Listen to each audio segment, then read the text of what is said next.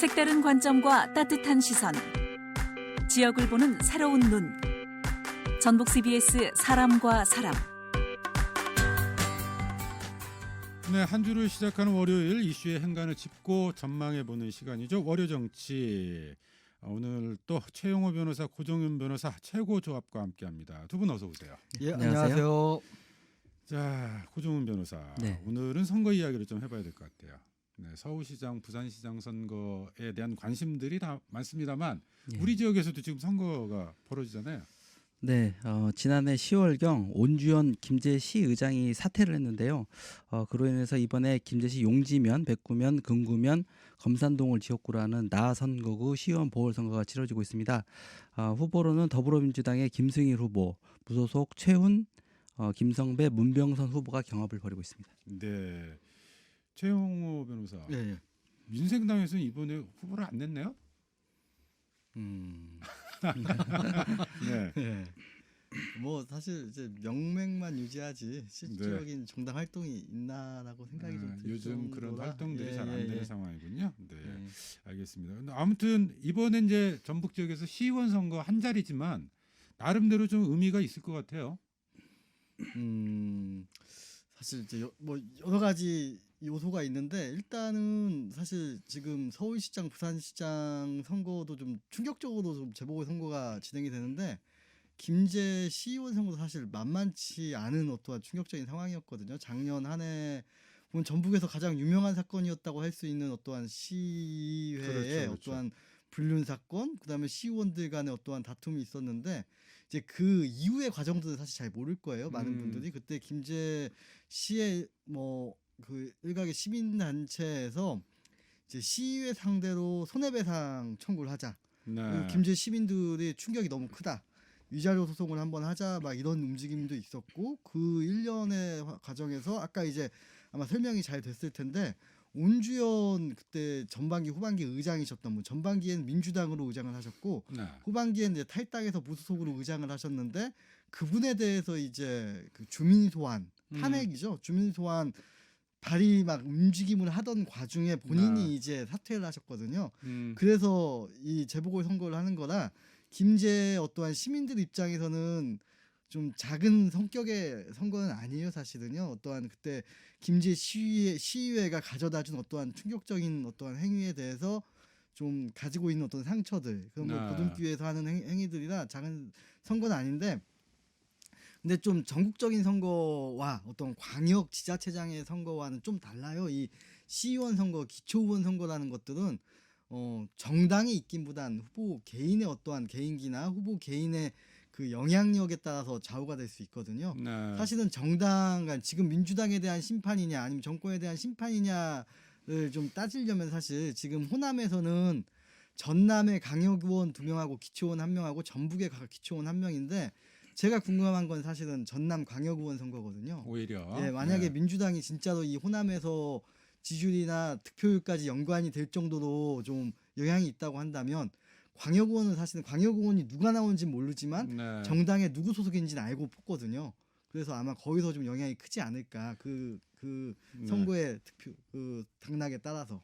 그 이번 김제 시의원 보궐선거 같은 경우에는 이제 앞서 말씀하셨던 것처럼 굉장히 이제 전국적인 한 이슈였어요. 불륜 스캔들에 이어서 또 의장 선거를 위해서 또 제명 여부 이런 부분들에 대해서 의장이 또 임의적으로 또 개입하는 이런 거기에다가 주민 소환 투표까지 요건까지 갖췄잖아요. 그래서 투표가 진행되기 직전에 사퇴를 하는 이런 일들이 벌어진 상황에서 치러지는 보궐선거이기 때문에 지역 내에서는 이제 관심이 높은데 그래서일까요, 고정훈 변호사? 네. 지금 캠프끼리 세게 치고받는 모양새더라고요. 뭐 네. 지역군의 이장들의 선거 개입 의혹도 제기가 됐던데. 네, 이 내용 좀 어떤 내용이죠? 네, 그 선거군의 한 식당에서 특정 정당과 후보를 돕기 위한 모임이 있었다는 신고를 받고 선관위가 조사에 나섰는데요. 이 지역 더불어민주당 협의회장을 맡고 있는 이장 A 씨가 사람들을 모아놓고 민주당 협의를 열었고 또 투표도 독려했다는 내용입니다. 하지만 A 씨는 한 언론과의 인터뷰에서 결혼식 필요연을 했을 뿐이다. 협의회를 한 적이 없다. 단순히 밥만 먹고 나왔다고 이야기한 것으로 알려졌습니다. 네, 최 변호사님도 이 내용 좀 살펴보셨죠? 예, 뭐 네. 저도 사실 뭐 기사 정도 보는 건데 이제 기사 같은 지역 김제 뭐 지역 일간지 같은 데에 보면 상당히 자세히 나왔더라고요. 이제 그 지역 협의회장 민주당 지역 면 단위의 협의회인데 면 단위 협의회 단체 카톡방에 올라온 이제 그 카톡 내용이나 아니면 이제 그 당시 식당에 있던 사진 촬영된 사진 뭐 이런 것들이 다 올라와서 보면 사실 지금 선거법상의 이장은 선거운동이 금지가 되고 또 선거운동이 금지될 뿐만 아니라 이제 보통 선거운동과 선거기획을 좀 분리를 하거든요. 선거운동은 네. 안 치거든요. 근데 선거기획이나 또 어떠한 홍보까지 금지가 돼요. 근데 이제 그런 좀 엄격한 선거법의 규제를 받는 이장이 당원 협의회를 하면서 이게 당원 또 가입이 금지가 되진 않아요. 당원 가입은. 네. 뭐 이런 당직을 맡는 건 아마 불법은 아닌 것 같은데 이런 행위를 지금 선거 전에 했다라는 거는 좀 본인은 필요연이라고 하는데 좀 기사에 나온 것들만 따지고 봐도 좀 명백하게 좀 네. 그 필요연은 아닌 것으로 보여져요. 고정훈 변호사님, 네. 이게 이제 민주당 쪽 이야기인데요. 예. 당 안에서는 당 내부에서는 이번 사건을 어떻게 좀 보고 계신가요? 이 사건의 이제 핵심이 당시 모임에서 이장인 A 씨가 이제 선거 운동을 했느냐인데요. 한 언론을 보니까 당시 A 씨가 특정 후보에게 투표를 독려했다는 얘기가 나오기는 하더라고요. 그런데 아직은 그 모임에 참석했던 사람들의 구체적인 진술 내지는 뭐 녹음 파일 이런 것들이 확보됐는지는 알 수는 없는 상황이에요. 그렇기 때문에 상관이 조사를 좀 지켜봐야 되지 않나 이렇게 생각을 합니다. 네. 자, 이번 김제 시의원 보궐선거 관련해서 앞에 이제 그 우리 최영호 변호사가 잠깐 이야기를 좀 해주셨어요. 이게 이제 전국적인 이슈. 그러니까 지금 뭐 서울시장 선거하고 부산시장 선거를 휩쓸고 있는 게 부동산 이슈 아닙니까? 이런 거 김제시의원 보궐선거에서는 크게 영향을 미칠 것 같지는 않다 이런 이야기를 했는데 뭐 어떠세요? 이번 고정훈 변호사께서는 김제시의원 보궐선거의 가장 큰 이슈, 쟁점 뭐가 될까요? 일단은 아까 말씀드린 지금 이장인 A 씨의 이제 사전 선거 운동이 과연 그 선거법 위반이냐 여부도 좀 쟁점이 될 것으로 보이고요. 그리고 이제 민주당에 대한 그 심판 이런 것들을 말씀하시는 분들이 계시긴 하는데 그런 것들이 그 지금 전북 지역에서 어떤 효과를 발휘하기는 좀 어려울 것으로 보여요. 왜 그러냐면 전반적으로 민주당의 지지율이 떨어지고 있기 때문에 호남에서는 오히려 그 민주당 지지층이 좀 결집할 가능성이 있다 이렇게 보기 때문에 민주당에 대한 심판론 이런 것들은 좀 쟁점에서 좀 멀어져 있지 않나 이렇게 생각을 합니다. 네, 사전 투표율이 11.8% 네. 나왔더라고요. 네네. 일단 뭐 서울과 부산에 비해서는 뭐 당연히 낮은 수치이긴 한데 네. 이럴 경우에는 뭐 민주당이 유리합니까? 무소속이 유리합니까? 저는 그 서울과 부산의 사전 투표를 두고도 어느 정도의 유리한지 의견이 굉장히 분분하지 않았습니까? 그렇기 때문에 이것은 김제 시의원 보궐선거도 마찬가지인 것 같고요. 그리고 아무래도 선거 규모가 조금 작기 때문에 주민들의 관심이 덜해서 투표율이 낮은 것이라고 생각을 하고요. 그리고 선거 과정을 보면은 좀 문제가 많이 있지 않았습니까? 문제가 좀 많지 않았습니까? 그렇기 때문에 주민들이 어떻게 보면 선거에 대해 정치라든가 선거에 대해서 염증을 많이 느꼈기 때문에 그런 것들 때문에 투표율이 좀 저하된 것이 아닌가 이렇게 생각을 하고 있습니다. 그러면 본투표에서도 투표율이 뭐 높아질 가능성은 크지 않다. 높지는 않을 것 같아요. 네, 예. 최영호 변호사는 이 투표율 관련해서만 좀 질문을 드려볼게요. 좀 어떻게 분석을 해야 될까요? 일단 뭐 서울 부산 같은 경우를 보면 저도 되게 잘 모르겠어요. 일단 우리가 한 5년 전만 돌이켜 봐도 민주당에서 투표율이 좋아야 젊은 사람들이 투표하니까 왜냐하면 고연령층에서는 투표를 이미 많이 하니까 투표율이 높다라는 거는 이 젊은 층에서 투표를 많이 하는 거라 투표율이 높아야 우리한테 유리하다가 사실 2010년도 초반부터 한 10년간 지배했던 민주당의 어떠한 그 투표율 동료 그러니까 오히려 새누리당, 한나라당, 뭐 지금 자유한국당이 정치 혐오를 부추겨서 투표를 낮추려고 하는 게 목적이다 하면서 투표율이 높아야 우리에게 유리하다 항상 얘기해왔었거든요. 네. 근데 어느 순간 또 이제 투표율이 높으면 불리하다, 뭐 투표율이 높아서 뭐 본인들이 뭐 유리하다 뭐 이런 얘기하는 거 보니까 좀 격세지감을 느끼면서 사실 잘 모르겠어요. 그냥 투표율과 어떠한 득표율의 상관관계에 대해서는 이번에 좀 봐야 좀 알겠다는 생각은 들긴 하는데 네. 제가 사실 이제 이거 굉장히 지역적인 요소가 깊어요. 사실 제가 뭐 호남 사람이고 호남에서도 여기서 좀 오래 좀 있어 보니까 사실 주위 사람들도 호남 분들이 많아요. 그럼 사실은 대부분이 민주당 지지층이고 대부분이 아는 분들이 대부분 이제 뭐 뭐 그래도 옛날에 2번 지금은 1번 뭐 이렇게 찍었던 분들이세요. 근데 네. 제 또래도 그렇고 제 또래에서 만약에 지역을 좀 달리하면은 다른 투표하시는 분들이 많이 있는데 지역 같이 하고 뭐 동양이고 이런 분들은 전혀 안 그렇거든요 사실. 네. 근데 최근에 좀 놀랬어요.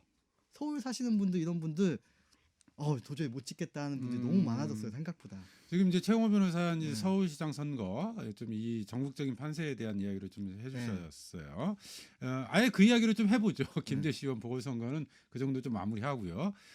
전체적으로 그러면 야권이 좀 유리한 선거 국면이다. 여기에 대해서는 최영호 변호사 뭐 동의하시는 거죠? 그죠. 예. 네. 지금까지 나온 여론조사 결과 음. 추이를 알거나 아니면 지금 이제 부동산 실정이나 뭐 사실 저는 LH 문제가 아주 큰 사건은 아니라고 생각하거든요. 네. 그러니까 뭐 비유를 하자면은 물이 99도까지 끓었는데 한 1도 올린 거라고 생각을 해요. 네. 좀 폭발의 촉매제가 된 거지 그게 아주 큰 사건이거나 그렇다고 보진 않고 여태까지 억눌러 왔던 감정들이 좀 폭발을 했다고 좀 보여져요. 그래서 이번 선거는 아마 이제 뭐 오세훈 후보의 거짓말이라든가 저기 박형준 후보의 뭐 거짓말이라든가 뭐 LCT 이런 얘기가 많이 나오긴 할 텐데 영향은 뭐 그닥 크지 않을 거라는 생각이 좀 들더라고요. 그분들이 뭐 옳고 그름이나 제가 그분들이 되거나 당락에 떠나서 네. 크진 않을 것 같다는 생각이 좀 들더라고요. 그러니까 전체적으로 개별 사안에 대한 뭐 평가라기보다는 전체적으로 민주당 현 정권에 대한 심판 성격 이런 것들이 강하기 때문에 그리고 또 여론조사 지금까지 진행된 결과로 놓고 봤을 때 야권이 절대적으로 좀 유리하다 이런 상황이다. 고정훈 변호사도 좀 판세는 비슷하게 보세요? 그런데 이제 이 네. 단순 수치를 놓고 보면은 공표 그 마지막 여론조사에서 오세훈 후보가 박영선 후보에게 적게는 15%, 많게는 20% 정도 앞서 있는 걸로 나오지 않았습니까? 그런데 실제 현장을 가보면은 전국에 있는 민주당 조직이 지금 풀 가동돼서 선거를 치르고 있어요. 그래서 역대급이라는 말이 나올 정도인데요. 그래서 그런 것들을 보면은 그 상당히 격차가 줄어들 것으로 보이고요. 그리고 근소한 차이로 당선자가 결정되지 않을까 이렇게 생각을 합니다. 네. 그러니까 지금 민주당 차원에서는 어떤 조직을 총동원하고 있다. 네. 예, 이런 말씀이신데 네네. 그 서울이나 부산이라고 하는 규모가 굉장히 크지 않습니까? 서울은 네. 뭐 1,000만 네. 육박하고 부산도 굉장히 큰 규모인데 조직 선거가 먹힙니까? 이게 좀 어떻게 봐야 돼요? 일단은 지금 서울 뭐 구의원하고 그다음에 구청장들 대부분이 뭐 90% 이상이 민주당에서 지금 그 의원들이라든가 구청장이 지금 장악을 하고 있고요. 그리고 실제 서울하고 부산에 호남 향후회가 많이 있거든요. 그래서 촘촘하게 선거 조직들이 많이 짜여져 있는 상황입니다. 그런 상황에서 지금 전국에 있는 민주당 뭐 국회의원들이라든가 도의원들이라든가 심지어 시의원들도 가서 유세 현장에 동참을 하고 있고 그리고 민주당의 어떻게 보면 풀뿌리 조직이라고 할 수 있는 일반 당원들도 그 서울의 연고자 찾기, 부산도 마찬가지고 연고자 네. 찾기를 통해서 지금 뭐 열심히들 하고 있거든요. 그래서 초반에는 선거운동을 했을 때 서울 시민들이 너네 그 부동산 문제 어떻게 해결할 것이냐라고 얘기를 했을 때 그거 가지고 좀 대답을 못하고 굉장히 선거운동이 힘들었다는 얘기가 초반에 나왔었는데 네. 선거가 가면 갈수록 그래도 오세훈 후보에 대한 어떠한 개인적인 내곡 땅 의혹이라든가 이런 것들도 있고 또 열심히 하는 그런 모습들을 보면서 민주당도 싫지만 국민의힘은 더 싫다. 그렇기 때문에 이번 한 번만 뭐 민주당 쪽에 그래도 힘을 한 실어줘야 되지 않겠냐라고 긍정적으로 나오시는 분도 계시다고 하더라고요. 네. 최영호 변호사, 고정훈 변호사 방금 좀 설명을 좀 하셨는데 어쨌든 뭐 민주당에서는 대선 전초전이면서 정권의 명운을 건 선거로 임하고 있고 그런 게 어느 정도 좀 영향을 미칠 수 있다. 좀 그리고 물밑 분위기는 좀 달라지는 것 같다. 이런 이야기인데 좀 어떻게 보세요? 광역 선거는 일단 아까 뭐 질문 답을 드리면 광역 선거는 생각보다 조직력에 대해서 모르겠어요. 이게 박빙의 승부에 누가 이제 자기 편을 많이 데려가느냐 이런 경우는 좀 이 당락을 좀 결정지을 수 있을 거예요. 근데 지금 같은 경우엔 사실은 집토끼가 날아가는 상황에서 집토끼를 지금 아마 좀 조금 잡힌다라는 취지인 것 같아요. 지금 말씀의 어떠한 취지는 그래서 좀 어렵지 네. 않을까 그런 생각이 들어요. 예. 혹시 그러면 질문을 이렇게 드려볼게요. 이후에 지금 이틀밖에 안 남았습니다만 혹시 막판 변수랄지 좀 이런 것들이 좀 있을 수 있습니까? 뭐, 이게 또 박빙의 선거라고 한다면 네. 막판에 이렇게 뭐 자그마한 어떠한 이슈가 좀 몰이를 할 수 있을 텐데 조금의 어떤 영향을 미쳐서 지금 상황은 잘 모르겠어요. 저도 결과는 좀 나와봐야 알겠지만 네. 지금 보면 사실은 내곡동 이슈나 무슨 LCT 이슈 같은 게 한 3월 중순부터 한 2, 3주간 강하게 나왔단 말이에요. 지금도 네. 몰이를 하고 있지만 근데 그 여론조사 추이를 봤을 때는 뭐 영향이 없거나 오히려 더 벌어지는 양상이었는데 네. 별 영향이 없었지 않았나 생각이 들더라고요. 그럼 이즈음에서 선거 결과를 한번 그냥 그 개인적으로 예측을 한번 해본다면 뭐 6대4, 7대3 뭐 여러 이야기 나오던데 어느 정도나 예상을 하세요? 저는 사실 민주당의 득표율이 굉장히 지금 그 정권의 앞으로 이 계속되는 이 180석을 유지하냐 안 하냐도 네. 있고 되게 크게 영향을 미친다고 보거든요. 그래서 30% 초반대는 위험하고 40%가 넘어가면 그래도 안정적이다라고 보거든요. 네. 근데 40%는 는 넘길 거다. 못 넘기지 않을까. 못 넘기지 않을까. 예. 6대4가 6대4 안 될 거다. 채. 좀 왔다 갔다 네. 하거나 아니면 진짜 심각하면 아예 네. 30% 초반대도 갈 수 있다. 고정희 변호사, 민주당 입장에서는 이게 굉장히 심각한 전망이 나왔어요. 네. 뭐 어떻게 보세요? 막판 역전 가능합니까? 일단은 아까 최 변호사님 말씀하시는데 저도 동의를 수치를 동의한다는 것은 아니고 민주당도 굉장히 이제 박빙의 선거로 치러져야 되고 저도 잘 져야 된다. 그리고 굉장히 근소한 차이로 져야 대선에서 희망이 있지 여기서 뭐 7대3이라든가 이런 식으로 져버리면은 굉장히 좀 앞으로 이제 향후 행보가 굉장히 어렵다 이렇게 평가를 할 수 있을 것 같고요. 그리고 이제 남은 기간에 마지막 이제 변수라고 보면은 그 오늘 또 오전에 그 생태탕집 아들이 기자회견을 네. 하려고 했다가 뭐 해코지가 두려워서 기자회견을 못하겠다고 하면서 취소를 하지 않았습니까? 그래서 마지막까지 오세훈 후보의 이제 거짓말이 도마에 오를 것이라고 보고요. 그리고 이제 이런 후보자의 도덕성 이런 것들이 시민들에게 얼마나 설득력 있게 다가갈 것이냐가 막판 표심을 결정하는데 결정적인 변수가 될 것이다 이렇게 평가를 하고 싶습니다. 자, 저희 시간이 한 2분 남았어요. 최영호 변호사, 이 지점도 하나 간단하게는 짚어봐야 될 것 같아요. 선거 이후 야권 재편의 문제입니다. 안철수 후보가 결국은 대표가 국민의힘에 좀 합류할까요? 어떻게 보세요? 아니면 뭐 제 3지대 독자 세력화? 경선 네. 전에는 네, 합당한다고 했고 네. 지금 최근에는 이제 또 국민 대통합 약속을 지키겠다 뭐 이렇게 말씀을 하셨더라고요. 그럼 이제 사실은 본인도 국민의당 독자 생존에는 이제 뜻이 없다라는 취지인 거고 네. 다만 이제 앞으로 뭐 만약에 서울시장, 부산시장 야권이 이겨서 이제 합당을 하게 될 때는 굉장히 지리한 삿바 싸움을 할 거예요. 이제 안철수도 의원도 안철수 대표도 이제 그냥 들어갈 수는 없으니까 이제 뭐 당권이랄지 네. 아니면 경선 룰이랄지 대선의 경선 룰이랄지 이런 거에 그럼 다툼이 대해서 생기겠죠. 계속 네. 좀 곧바로 합당이라기보다는 이런 과정이 좀 지리하게 좀 걸리지 않을까. 근데 중요한 건 이제 그런 과정에서 지금 제가 질문을 던진 게 호남 내 제3지대, 제3 세력의 진로가 그렇다면 어떻게 되느냐? 과연 독자 세력화하느냐? 지금 상황에서는 많이 좀 어려운 거 아니냐? 뭐 이런 이야기도 나오거든요. 그 부분은 좀 어떻게 봐야 될까요? 일단 뭐 어렵죠. 일단 어렵고 사실은 이 제3지대나 이 호남 내 민주당이 아닌 세력이 사실 지금 민주당 아닌 분들이 국민의힘에서 뭐 공천 받아서 나오겠어요. 뭐 하시겠어요. 사실은 독자적으로 당을 만들거나 해야 되는데 사실 이 우리나라의 어떠한 선거 구조나 어떠한 권력 구조상 대선 없는 어떠한 이 정당에는 득표를 못 하고 네. 있거든요. 그러니까 뭐 그런 이제 좀 고민이 좀 해봐야 되지 않을까 싶습니다. 지금으로서는 조금 네. 어려운 상황이다. 아마 이제 윤석열 지금 음. 뭐 전 검찰총장이나 뭐 이런 분들과 같이 해볼 수는 있을 것 같다는 생각은 좀 들어요. 고정훈 변호사한테도 짧게 호남 내 제3지대.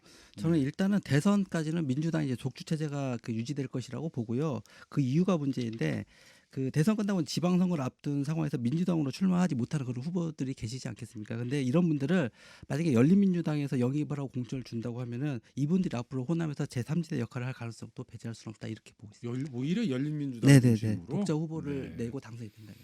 알겠습니다. 그런 점들도 좀 살펴봐야 되겠네요. 네, 어뢰정치의 최영호 변호사, 고정훈 변호사였어요. 두 분 고맙습니다. 예, 감사합니다. 감사합니다.